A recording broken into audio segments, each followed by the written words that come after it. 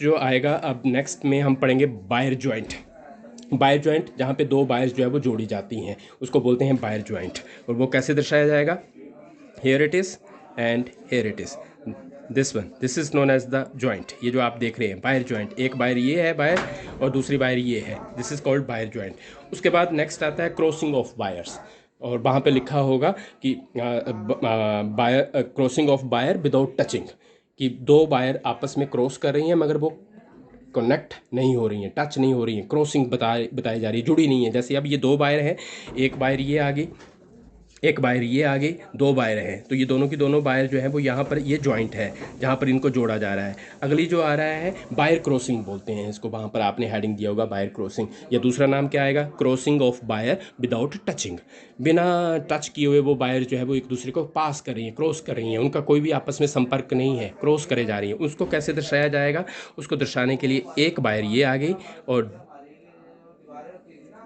ये दूसरी बायर आ गई। No, this is known as the cross. ये जो आप देख रहे हैं दिस वन, तो यहाँ पे एक बायर ये आ गई और ये दूसरी बायर आ गई। ओके, तो ये दोनों की दोनों बायर जो है वो क्रॉस कर रही है एक दूसरे को, ये क्रॉस लगा हुआ है मगर इनमें कोई भी किसी तरीके से संपर्क नहीं है। अब यहाँ पे जो बायर आ रही है, एक बायर ये है, एक बायर ये है, ये बायर जो है एक दूसरे के साथ संपर्क में आ गई हैं क्योंकि इनको ज्वाइन कर दिया गया है। यहाँ पे ऐसा कुछ भी नहीं है।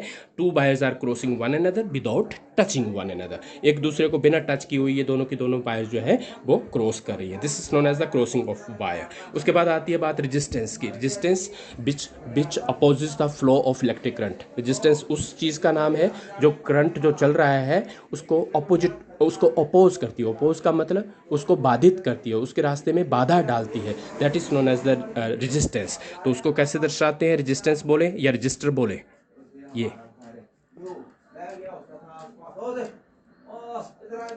This is the representation of our resistance. इसको हम फिक्स्ड रेजिस्टेंस भी बोल देते हैं। फिक्स्ड का मतलब बिल्कुल इसको जो है वो फिक्स कर दिया गया है, चेंज नहीं होने वाली है। This is called fixed resistance. और रजिस्टर जिसको हम बोल सकते हैं, this is represented this way. Next आता है rheostat. It is known as the variable resistance. This is called variable. Variable का मतलब जो चेंज होती रहे उसको नाम देते हैं वेरिएबल रेजिस्टेंस। और वो वेरिएबल रेजिस्टेंस कैसे दर्शाई जाएगी? Variable resistance, here it is, see this is the representation for variable resistance, या इसको नाम देते हैं हम रियोस्टैट का। Here it is, this is, ये स्लाइड कर जाता है, इसको जोकी बोलते हैं हम। जोकी जैसे घुड़सवार होता है, ठीक, तो घुड़सवार का मतलब जो घोड़े की सवारी करता है, तो जो घोड़े के ऊपर बैठा हुआ है उसको हम बोलते हैं जोकी, राइट। तो this is known as the rheostat. जैसे रेडियो जोकी होते हैं जो रेडियो पे गाने बजाते हैं उनको आरजे बोला जाता है। दूसरे डिस्क जोकी होते हैं, जैसे आपने सुना है विवाह शादियों में डीजे सिस्टम मंगवाया जाता है। आपने कभी सोचा डीजे का मतलब क्या होता है? D stand for disc and J stand for jockey. Means जो डिस्क प्ले करता है, उधर फरमाइश रखी जाती है ये गाना बजाया जाए, वो गाना बजाया जाए, तो वो जो है वो आदमी जो बैठा हुआ है वहाँ पे कंप्यूटर के पास, वो जो है वो लगातार उन गाने जो है वो चेंज करा जा रहा है। तो that person is known as the jockey, क्योंकि वो डिस्क चला रहा है, that is disc jockey. Radio jockey means जो रेडियो चला रहा है या रेडियो में गाने चला रहा है, दैट इज आरजे। और हॉर्स की बात बता दी तो वो जो है वो जोकी जो कि हॉर्स के ऊपर बैठा हुआ जो है वो हॉर्स को चला रहा है। So same is here, this is a जोकी विच कैन स्लाइड, जो स्लाइड कर सकता है। और वेरिएबल रेजिस्टेंस का मतलब है कि ऐसी रेजिस्टेंस जो बदली जा सकती है, that is called variable resistance. It is represented this वे। उसके बाद आती है बात बल्ब की। बल्ब तो आप सभी जानते हैं, उसके अंदर फिलामेंट लगा रहता है, उसकी जो है वो इलेक्ट्रिकल सिंबल क्या रहेगा? See here it is, and this one it and this goes this way. This is the bulb. Here it is the representation for filament.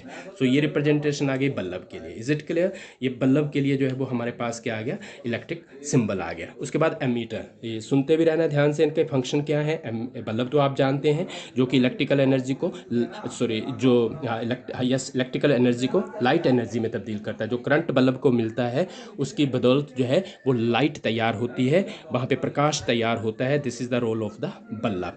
Means it converts electrical energy into light energy, जहाँ पे प्रकाश पैदा होता है, that is the bulb. इसका भी बता दिया आपको, इसका चीज़ भी बता दी, आप सुन सकते हैं दोबारा प्ले करके। उसके बाद आता है एमीटर। एमीटर, ये तीन जो आ रहे हैं, एमीटर, वोल्ट मीटर और गैल्वेनोमीटर, तीनों के तीनों ये इंस्ट्रूमेंट्स हैं। ओके, क्या इनका रोल है? इनका रोल अलग अलग है। Ammeter, the role of the ammeter is to measure the electric current flowing through a circuit, कि जो सर्किट जो है जिसमें से करंट चल रहा है उसको मेज़र करने के लिए, कि कितना करंट उसमें से ट्रैवल कर रहा है, उसको मेज़र करने के लिए जो इंस्ट्रूमेंट यूज़ किया जाता है उसको हम नाम देते हैं एमीटर का। और इसको कैसे दर्शाया जाता है? हियर इट इज़, इसमें ए लिख दिया जाएगा, here it goes. A stand for ammeter, positive negative, ये आ गया एमीटर का, ये पॉजिटिव टर्मिनल आ गया और ये negative terminal. This is use to measure the electric current. Voltmeter, this is an instrument which is use to measure the potential difference. ये current को मेजर करने के लिए यूज़ होता है। और ये किसके लिए यूज़ होगा? That is the potential difference. Potential difference का मतलब वोल्टेज, सुना होगा आपने, कितनी वोल्टेज जो है रह रही है, उस वोल्टेज को, पोटेंशियल डिफरेंस को मेजर करने के लिए जो इंस्ट्रूमेंट यूज़ होता है that is called volt meter. Here it is, ये आ गया V और ये पॉजिटिव और ये आ गया negative. This is voltmeter. Voltmeter is an instrument which is use to measure the potential difference. Ammeter is the instrument which is used to measure the electric current. Okay, and this voltmeter is used to measure the potential difference acting across the ends of a conductor. जो conductor है उसके सिरों के ऊपर, एक सिरा ये आ गया, एक सिरा ये आ गया, इसके सिरे के ऊपर जो पोटेंशियल डिफरेंस लग रहा है उसको मेजर करने के लिए वोल्टमीटर लगाया जाता है। और ये आगे बात हम करेंगे गैल्वेनोमीटर की। ये लास्ट इलेक्ट्रिकल सिंबल है। गैल्वेनोमीटर कहाँ पर यूज़ होता है? Galvanometer is that very instrument which is use to detect the presence of electric current in a given circuit, कि ये देखने के लिए कि सर्किट में करंट चल रहा है या नहीं चल रहा है, उसकी जांच पड़ताल करने के लिए, उसकी प्रेजेंस का पता करने के लिए कि क्या वहाँ पर करंट है, चला है या नहीं चला है, उसके लिए जो इंस्ट्रूमेंट लगाया जाता है दैट इज़ कॉल्ड गैल्वेनोमीटर। और यहाँ पर लिखा जाएगा G। This is symbol for galvanometer. So ammeter और गैल्वेनोमीटर में क्या अंतर है? एमीटर जो है it is use to measure, measure का मतलब मापना है कितना करंट चल रहा है, 5 एम्पियर है, 4 एम्पियर है, 3 एम्पियर है। It will use to measure the you can say amount of electric current flowing through a circuit. Means उस रास्ते में से, उस सर्किट में से कितना करंट चल रहा है उसको मेजर करने के लिए एमीटर लगा होता है। और गैल्वेनोमीटर का क्या काम है? ये करंट नहीं बताता है कि कितना करंट चल रहा है, कितना अमाउंट है करंट का, 5 चल रहा है, 6 एम्पियर है, 4 एम्पियर है। No, it will only tell us that is whether the current is flowing or not, means whether the current is present in the circuit, that is why the galvanometer is used। कि galvanometer इसलिए use किया जाता है जिससे कि ये पता लगाया जा सके कि वहाँ पर उपस्थिति है इलेक्ट्रिक करंट की सर्किट में या नहीं है। So it is use to detect the presence of electric current in a given circuit, and voltmeter is used to measure the potential difference. So that's all about the electrical symbols. These electrical symbols are going to be very much helpful while we are discussing the circuit diagram. In order to create that very circuit diagram, you must know in advance that is what are the electrical symbols for the various electrical components. Without knowing the electrical symbols for the various electrical components, you can't put the circuit diagram on the paper. So mind you, in order to understand that very circuit diagram, you should know these things in advance. So that's why 2 questions or 2 components have got completed. One is the electric circuit, which is you have understood in the previous video, first video, and this is the electrical symbol that is divided into 2 videos. Okay, आधा पहले भेज आ जाएगा आपको video और आधा अभी हो गया, ये कंप्लीट हो गया, इलेक्ट्रिकल सिंबल का भी वीडियो आपके पास आ गया पूरे का पूरा।